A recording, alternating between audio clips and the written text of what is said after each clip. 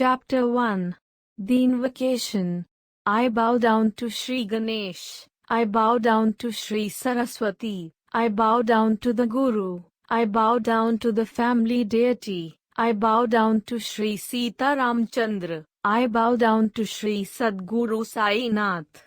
At the beginning of any undertaking, wise persons praise tutelar deities and invoke their grace for its completion without impediments.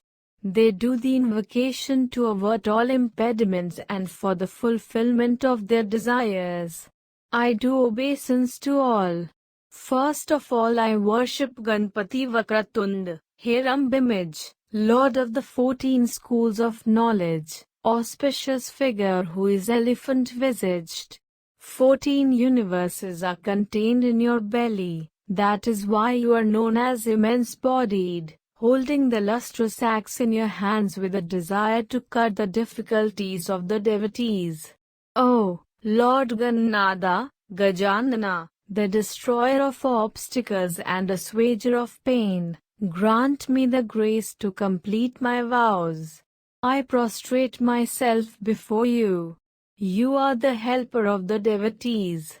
Impediments roll down and are subdued at your feet. If you directly face them, all deficiencies will vanish.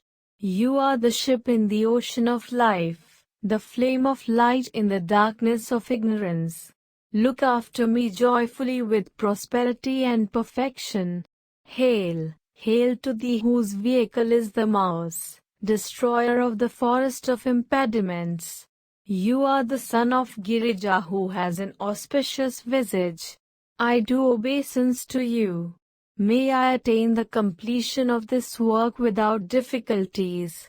Therefore, I have followed this custom of offering obeisance to the beloved deities with respect, for the attainment of all good and auspiciousness. Sai himself is Gajanan Ganpati. Sai himself has the axe in his hand. Completely annihilate my difficulties. I now begin my sacred work. Sai himself is Bhalachandra. Himself is Gajanan, with a single tusk and elephant-like ears. He is the formidable one with a broken tusk, the destroyer of the forest of difficulties. Oh, the holiest of holies, with an immense body, Ganpati. There is no difference between you and Sai. Please take me to your abode where you reside in contentment. Now, I bow down to Saraswati, the daughter of Brahma, who inspires the intelligence. Make my intelligence thy swan and control it. She has the veena of Brahma in her hand, and a vermilion mark on her forehead. She is clad in virginal white and her vehicle is the swan. Grant me your blessings. She is the deity of speech and mother of the universe. Without her grace no literary activity is possible, and, without her blessings, I will not be able to write these sacred verses. This mother of the universe is the source of the Vedas. She is the splendor of knowledge and the excellence of the mind. May the nectar of the Sai Satcharitra be drunk by the people through me. Sai himself is the divine Saraswati, holding the Om chanting veena in his hands, and himself sings the story of his own life, for the salvation of the devotees. Obeisance to Brahma, Vishnu and Shankar respectively, representing creation, preservation and destruction of the universe and epitome of Raja, Sattva, Tama. O Sai Nath, light incarnate, for us you are Ganesh, Lord of Savitri, Ramesh, and Umesh. You are the Sadguru for us. You are the ship to carry us across life's ocean. We, the devotees, are its passengers. Take us to the yonder shore. Without some good deeds of the past births, how could we have got such a place at your feet? My obeisance to the family deity, Narayana Adinatha, dweller of the milky ocean and remover of all sorrows. Parshuram reclaimed the ocean and created a new land, which is called Konkan. There appeared Narayan. I am totally dependent on Narayan, the indweller of all beings, who controls all the living beings and protects them with his merciful glance, for his inspiration. Similarly, I make obeisance with utmost respect to my original ancestor, a great sage of Gaur region, who was brought by Bhargav for the completion of his sacrifice or yajna. Now I bow down to the king of the rishis, Bharadwaj, who is the founder of my Gotra belonging to the Rigved branch, Shakal being our ancestral name, the Brahmin caste hailing from God. Further I bow down to the Brahmin, the incarnation of the Supreme Brahman, and then to Yagyavalkya, Bhrigu, Prashar, and Narad, the best of the yogis. Also, obeisance to Vyas of the Vedas fame, Pranshar, to Sanaksanandan Santakumar, Shuka, Shaunak, the composer of the sutras, to Vishwamitra and Vasishtha, and also to Valmiki, Vamdev, Jaimini, Vaishampayan and others. I prostrate myself at the feet of the 9 great yogis and munis. I now make my obeisance to the saints and the virtuous, Nivritti, Gyaneshwar, Muktabai, Sopan, Eknath and his Guru Janardhana, Tukaram, Kanha, Patra, and Narahari. This book will not suffice if I name every saint. Therefore, I bow down to all of them and pray for their blessings. Now I bow down to Sadashiv, my grandfather of lustrous piety, who stayed forever at Badri Kedar, believing that this worldly life was useless. Next I bow down to my father, who always worshipped Sadashiv, wore the Rudraksh necklace around his neck and whose Ishtadevata was Shiva. Now I bow down to the one who gave me birth, i.e. mother, who cared for me and took pains day and night. How many of her obligations can I remember now? She left me when I was a child, and my paternal aunt took the trouble to bring me up with great forbearance. I rest my forehead at her feet, who was all the time engrossed in the remembrance of Hari. I lay down my forehead at the feet of the eldest brother, of matchless brotherly affection, who would have laid down his own life for my sake. Now I bow down to the listeners, and request their concentration. If they are inattentive, how will I get satisfaction? Whenever the listeners are intelligent and appreciative and are eager to listen to the narration, then, by and by, the narrator becomes more and more enthusiastic. If you are inattentive, then what is the purpose of this narration? Therefore, I prostrate myself and beg of you to listen with a joyful heart. I have no knowledge of the etymology, nor am I well versed in the scriptures, neither have I heard various holy tales. You are fully aware of all this. I know my own shortcomings and I know my unworthiness. Yet to fulfill my promise to the Guru, I am making these efforts to write the book. My conscience tells me I am like a blade of grass before you. But please accept me as your own by being merciful to me. Now I recall the Sadguru, bow down to his feet with love, and surrender my body, speech and mind to him who is the giver of wisdom and inspiration. Just as when we sit for meals, the sweet dish is served at the end, in the same way I make obeisance to the Guru as a sweet ending to my prostrations. Om obeisance to you Sadguru Rai, abode of rest for both the movable and the immovable. You, the dwelling place of the whole world, are the compassionate one. The earth, the 7 islands, 9 continents, The seven heavens and the netherworld are all born out of the Hiranyagarbha. That itself is the famous Brahmand. The Sadguru dwells far beyond what is known as the Maya, which that Brahmand creates here and which is invisible or illusory. The Vedas have been unable to describe his greatness and are therefore silent. The devices and niceties of evidence fail. Whenever I use any metaphors to compare you, you have those very attributes. Whatever the eyes say is all that you have created yourself. Sri Sai Natha is such, the compassionate and powerful Sadguru, who can be known by the inner self. All transcendent, eternal one, to you, I bow. Obeisance to you, the best of all, ever blissful, fully contented, self-effulgent, abode of auspiciousness, self-realized, teacher of teachers. The Vedas and Shrutis remain silent in their effort to praise you. Whence can I have the intelligence to try and praise you or understand you? Hail! Hail! Sadguru, treasury of mercy! Hail! Hail!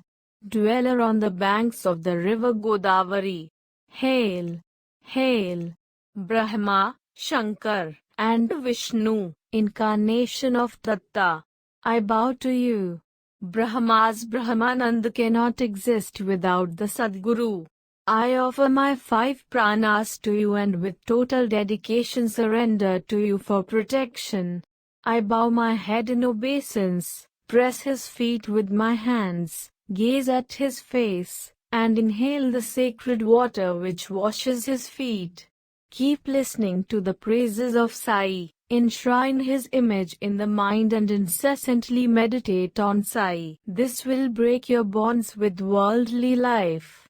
Offer body, mind and wealth completely at the feet of the Sadguru. Spend the entire life serving the Guru.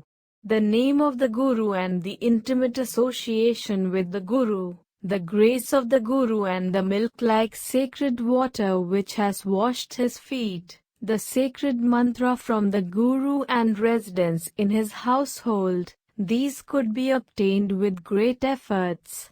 The tremendous power in him, after he has tested the devotee, will take his devotee to the threshold of moksha without him being conscious of it. The association with the Guru is like the sacred Ganges water which cleanses and makes one pure. It also stabilizes the mind on God, which otherwise is fickle. Our Vedas, Shastras and Puranas are the service to the Guru. Our yoga, sacrifice and penance take us towards the feet of the Guru and are our means of deliverance. Our Vedas and Shastras are none else than the pious name of Sri Sadguru. Our mantra is Sai Samartha. That is also our mystical contrivance and mystical worship. That Brahma is real is experienced every day. That the world is an illusion is a daily awareness. Sai grants this state of heavenly bliss to his devotees. The joy of the Supreme Soul and its realization, the condition of identity with Brahmanand, all that is tangled verbiage. What is required is the condition of permanent bliss. Whosoever has imbibed this state of mind and continues to remain in the same condition, and has peace and contentment, that state itself is self-realization. Sai is the mine of blissfulness. A fortunate devotee has no dearth of the supreme bliss. Such a devotee is fulfilled like the ocean. Shiva and Shakti, Purusha and Prakriti, the vital airs and their motion, the lamp and its luster. To perceive duality in these is to distort the nature of the pure Brahman. They are the same.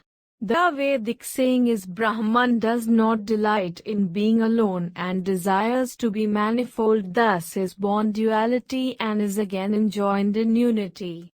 In the state of pure Brahman, There is neither the Supreme Soul nor nature where the sun abides. How can there be day and night? The real being is beyond and without any attributes, but for the sake of his devotees he assumes a form. That is Sai, the pure. I completely surrender to him.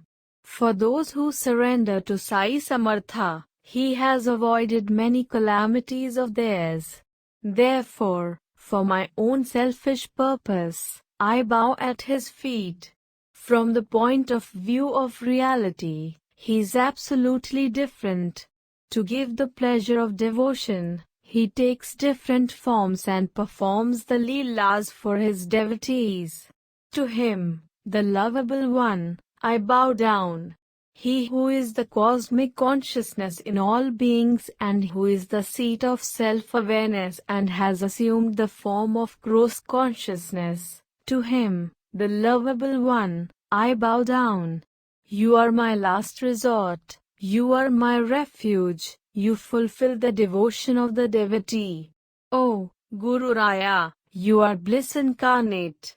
Now at the end of my obeisances, I bow down to all beings, as God is present in all beings.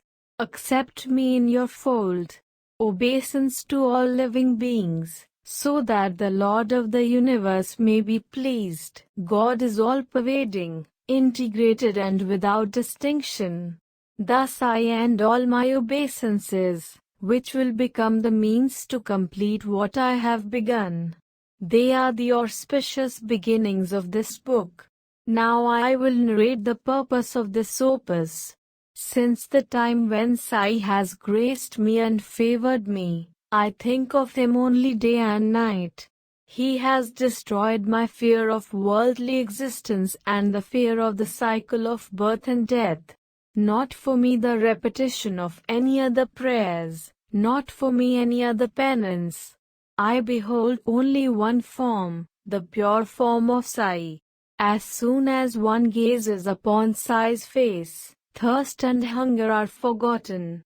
What is the value of other pleasures? One forgets the worldly sorrows. As one looks at Baba's eyes, one forgets oneself. Waves of love swell from within and the whole world is drowned in the raptures of devotion.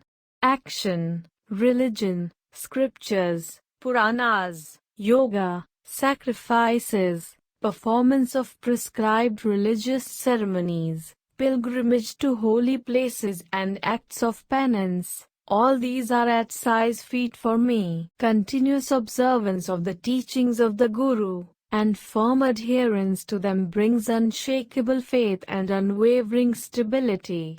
It is due to the outcome of my past deeds that my attachment to Sai has increased and I began to experience his inconceivable power. How can I adequately describe it?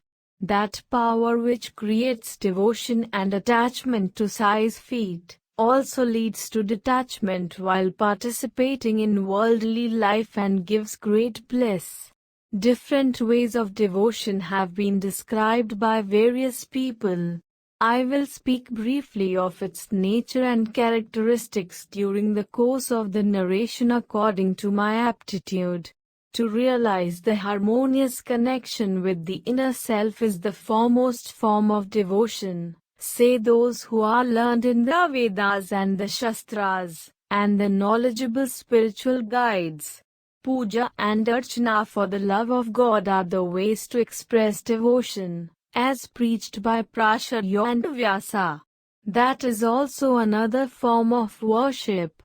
For the sake of the Guru, collect flowers such as the Parijat and others, from the garden, sweep the courtyard of the Guru's abode and sprinkle water and smear it with the wash of cow dung. At the outset, bathe and chant the morning mantras, make fragrant paste and anoint the Gurudev with sandalwood, bathe him with the 5 nectarial substances, milk, honey, ghee, curd and sugar, burn incense and light the lamp. Afterwards offer Naivedya, then do Aarti with the lamp and the incense. In this way, doing all the services with love is called archana, worship. Begin the worship by making your heart and intelligence pure and sinless, having an unsullied disposition, and invoke the power of the deity within yourself. Then recall that divine feeling after the archana is concluded, and in your heart restore the former state and establish it firmly within you. Now there are other modes of devotion. In the opinion of Gargacharya, when the mind is completely absorbed singing the praises of God, it becomes one with Him, a mode of worship. Continuously being aware of one's real self, relating religious tales and songs, having disciplined behavior, is another form of bhakti as described by Chandilya. Those who know what is good for themselves, follow the Vedas and act as prescribed by them, avoid prohibited and improper conduct and all things which are obstacles for one's own good. I am not the doer of any action nor the enjoyer of its fruits. When I feel this is an action which is devoid of ego and is the surrender to the Supreme Being for union with it. Perform all your actions in this way. Then, naturally a stage is reached when you become a non-doer. Though it is not possible ever to disown karma, yet it is possible to disown the fruit of the karma. Remove a thorn with the help of a thorn. To become a non-doer, you have to act according to the karmas. When realization takes place, then only the karma will end. Completely stopping the desire for the fruits of action is the best way for foregoing the desires. Perform your daily routines and specially prescribed duties. This is called the law of conduct. Offer all your actions to God and be sorry for missing the remembrance of God for even one moment. This is Naradiya Bhakti, which is different from other ways of devotion. There are many such ways of devotion, each more extraordinary than the other. We will cross the ocean of life untouched by its waters merely by remembering the deeds of the Guru. I developed a passion for listening to the stories of the Guru and was captivated by them. I felt that I too should write about him from my experiences. Once, later on, when I was at Shirdi, and I had gone to the masjid for his darshan, I saw Baba grinding wheat, which surprised me greatly. At first I will tell you that story. Listen to it with a quiet mind. From that instance was born the whole idea of this Satcharitra. The best shlokas are those which speak of God's glory and narration of the good works of Sai. Conversing about His all-embracing love will purify the mind and the intellect will be clear. All the threefold afflictions will be averted if you listen to His life and leelas, and you will have satisfaction. Those who are distressed by the threefold afflictions and those who are inclined towards the attainment of salvation, seek refuge at His feet with pleasure and are then enriched by spiritual experiences. Now give me your attention. Listen to the charming account by which you will be greatly surprised to hear about the kindness of Baba. You know, one morning, after Baba cleaned his teeth and washed his face, he began preparations for grinding. He took in his hand a scuttle basket, went near the sack full of wheat where it was stored and heaped one measure after another of the wheat into the basket. He then spread out a spare sack, placed the grinding stone on it, hammered the peg firmly into it, so that it may not come off while grinding. After rolling up his sleeves and gathering up the loose folds of his kafni, he sat down near the grinding stone and spread out his legs. I was greatly surprised and questioned the purpose of this grinding by one who had no possessions nor any wherewithals. Why should he think of doing this? May that be whatsoever. Holding the peg in his hand, with his head bent down, Baba with his own hands started turning the grinding stone and unhesitatingly turned out the flour, as if crushing the inimical forces. Many a saint I have seen, but none who was a grinder. He alone knew the pleasure and novelty derived from grinding wheat. The onlookers were filled with awe, but nobody dared to ask him what he was doing. No sooner than the news spread in the village that men and women actually came running. All the women who came running were tired. 4 of the women climbed the steps of the masjid hurriedly and forcibly took away the peg from Baba's hands. Baba became furious with them, but they started grinding the wheat at once, and while grinding sang songs praising him and his leelas. Seeing the love of the women, his pretended anger cooled down. Anger turned into love and Baba started smiling. 4 seahs of wheat were ground and the basket was empty. Then the fancies of the women began to dance uncontrollably. Baba does not make chapatis, he goes about as a mendicant. What will he do with the wheat flour? The women conjectured. Baba has neither wife nor child. Baba is all alone. He has no household or family. Why so much flour? One of them said, Baba is exceedingly kind. This Leela is only for our love's sake. Right now he will distribute this flour entirely to all of us grinding stone. Now he will divide it into 4 parts. 1 for each of us. All of them were building such castles in the air. Baba's spot he alone knows. No one can gauge the extent of it. But the women's greed to loot Baba arose. The flour was spread out and the wheat was used up. The grinding stone was placed against the wall. The flour was filled into the scuttle basket by the women, with intent to carry it to their respective homes. Till then Baba did not utter a single word. When the 4 of them divided the flour into 4 parts, then, folks, listen to what he said. You are mad with greed. What are you taking and where? Do you think it belongs to your father? Now go to the boundary of the village and throw away the flour there. You good-for-nothings have come running to loot me. Did you give the wheat on loan that you want to take away the flour? The women moaned and fretted amongst themselves quite a lot, felt disgraced because of their greed, began to whisper amongst themselves and hurried immediately to the village boundary. Nobody can guess the motives of Baba, because at the start no one knows what is to follow. But with patience, the result is known. Baba's marvels are distinctive. Later on, I asked the people why Baba had acted thus, and they said that this is the manner in which he had averted the spread of the disease.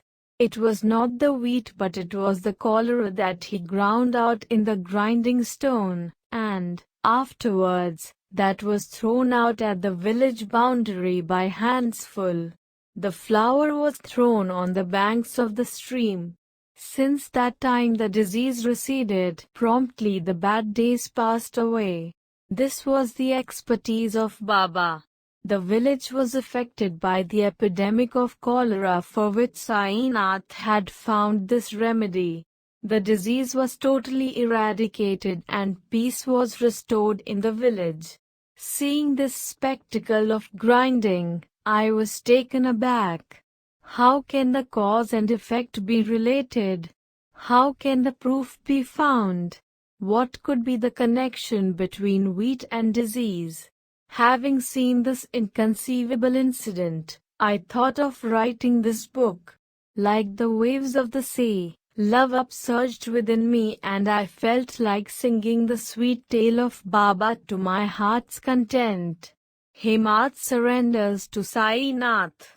The auspicious invocation ends here with obeisance to relations, friends and saints.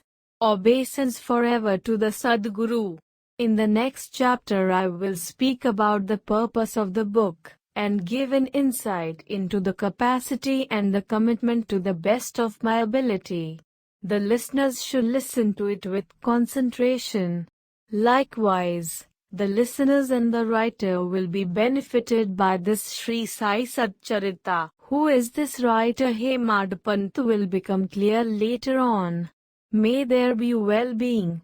This is the end of the first chapter named The Invocation of the Sri Sai Samartha Satcharitra, composed by the devotee Hemadpant, impelled by the saints and the virtuous people. This is offered to Sri Sadguru Sai Nath. May there be auspiciousness.